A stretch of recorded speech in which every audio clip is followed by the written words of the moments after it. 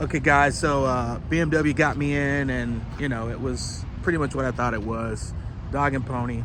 I got the prepaid service, and there are things that the prepaid service does not include.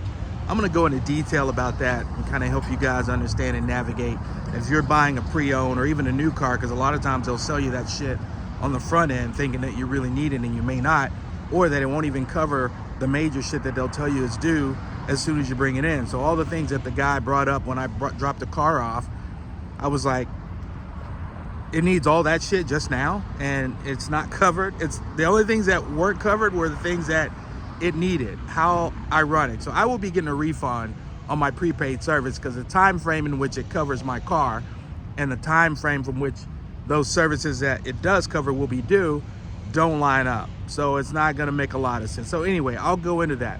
Loaner car for today. It's a BMW, obviously, but it's the 2 Series, the coupe, and this is based, or actually the M2 is based on this. It's a 230, so that's going to be the 4-cylinder engine.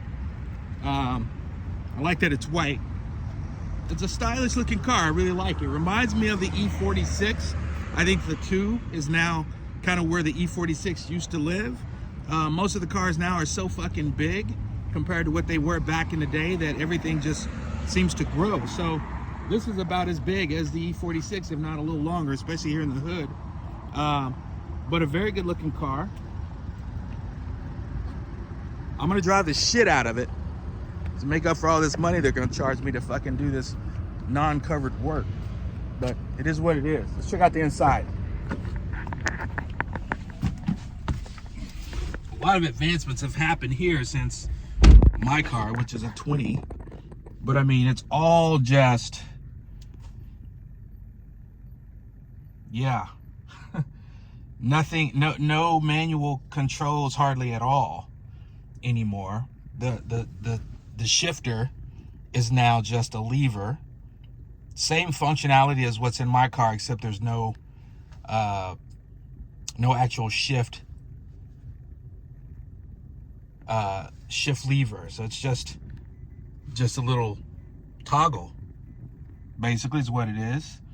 And then you got all this other stuff very similar to what's in my car. Starts down here as opposed to up here. It took me a minute to figure that out. And here's the one thing that I'm never really a huge fan of.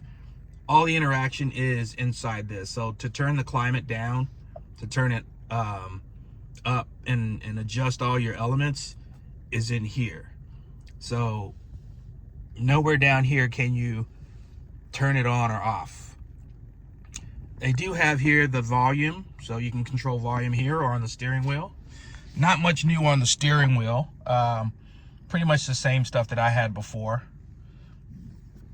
There's not a whole lot you're going to do there now that everybody is using these dials to navigate through everything. So that's kind of usual and customary. They have put the presets for your seat on the door. I wish they would put the seat controls on the door like Mercedes does. I think that's the one thing they're missing. The interesting thing on this interior, though, is this. I'm looking at this door card, and it's got this funky sort of. Obviously, it's that real molded stuff. That's, you know, it's a little bit better than what you get in some of the cheaper cars, but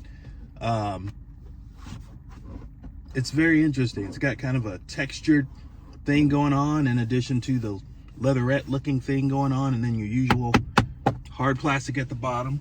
The back, what's the back? You ain't gonna get much back there. My seat's all the way back, and I don't think my son could sit there. But whatever. Interesting. For as small of a rear compartment, you have all your controls back here for the climate. That's very thoughtful, to say the least. Yeah, but this is the 4-banger. I believe it's a 248 or 258 horsepower engine. A little over 250, 260 pound-foot. So it's not a slouch. I'll be very interested to see how well it does a donut. Anyway, this is how my mornings start. Now I got to go get ready for my day. But I'll get back to you on how it drives. All-wheel drive.